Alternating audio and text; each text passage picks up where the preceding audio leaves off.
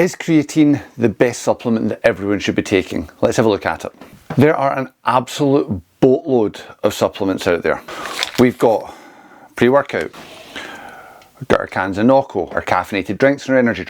We've got our intra-workout or post-workout or whenever you want to have them, carbohydrates and electrolytes.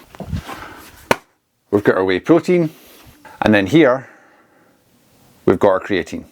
Why is creatine one of the best? I'm going to give you 5 quick reasons as to why it's so useful. Number 1, increased muscle strength and power. Creatine enhances the production of adenosine triphosphate, ATP, which is what's broken down when we exercise and expel energy.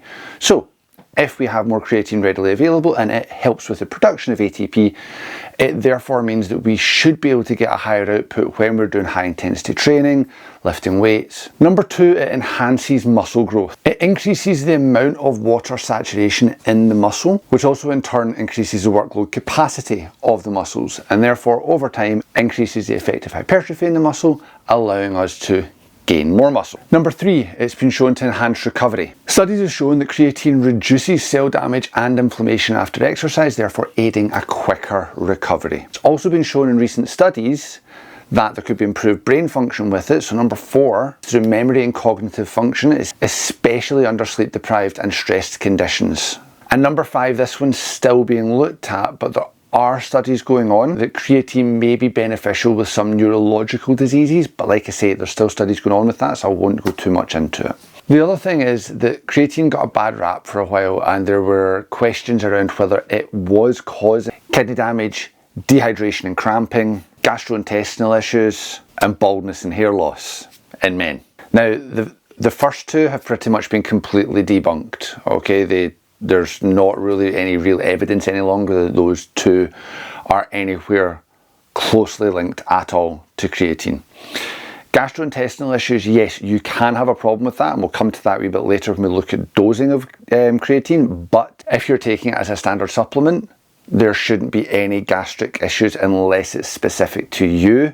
Low doses of creatine, given that it is naturally in the body anyway, it's highly unlikely it's going to cause any problem. The baldness one, the baldness and hair loss one, it's still unconfirmed, but do you want to be jacked or do you want to be bald? No, I'm kidding, but you can make your decision on that. As far as dosing goes, now in my opinion, I'm not a big one for trying to game the system in any way, shape or form. So as far as dosing goes, 5 grams a day is what is recommended. If you're slightly smaller stature, have slightly less. If you're slightly bigger stature, you could have slightly more and it won't have a problem, but 5 grams is the average. Now, if you want to get yourself to the point where you've saturated the body a bit quicker, you can overdose. I would suggest breaking it down into smaller increments, so that maybe taking a dose of creatine 4, maybe 5 times a day to bring yourself up to it. I'm not going to give you the dosage volumes. If you want to have a look at dosing faster, that's on you. As far as I'm concerned, this is for Joe Public. Somewhere between 3 and 7 grams is going to be good for it. Slightly smaller stature, 3 grams, slightly bigger stature, 7 grams. Bang average person, 5 grams, you're going to be in a really, really good place. It will take a wee bit longer to see the effects, but if you do it consistently for a month, you'll be absolutely fine. As far as timing and types of creatine monohydrate is the best bang for your buck. It's pretty cheap, easy to get a hold of. As far as timing goes, again, yes, after training is theorized to be a bit better, but at the end of the day, if you consistently take it, you'll be sorted. Okay, just take it daily, you'll be fine. As far as natural sources go, this is where it becomes a wee bit more, why should you supplement creatine rather than just get it naturally, okay?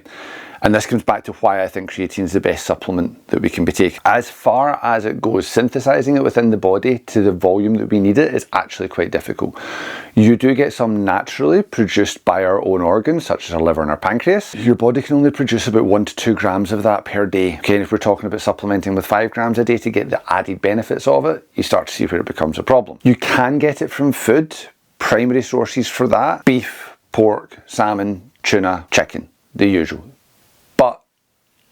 In case you've not noticed, that's all meats. Okay, so if we start to think about it from a vegetarian's point of view, you're going to struggle a wee bit more because you don't get it as easily from vegetables. Now, if we roll back to why I was saying I think creatine is the best supplement, let's have a look at the other things I talked about. Your intra-workout carbs, have a banana. Your caffeine, have a coffee. Your protein, eat some meat. okay? Or if you're vegetarian, you can get it from other means, okay? But you can get most of these from food or, like I say, a coffee, something simple. You don't need to be supplementing. Whereas with creatine, this wee box of magic here, it does clearly benefit a supplement. So if you are going to supplement, obviously do your own research, but this for me would be number one, and I am not sponsored by them. This is just the one that I bought because it was cheap and it does the job. And for I think about 15 quid, something like that, I get just shy of about 150 servings out of this. So it's a pretty good winner for like £15 for 150 servings. So if you are thinking of supplementing, creatine's the one to go for. If you want more hints and tips like this in a much more succinct fashion that you can consume at your own pace, my email list below, 30 fat loss tips in 30 days. My personal training service is down there as well for the online programming that I offer if you're interested in working with me. And if not, I'll see you in the next video. Bye for now.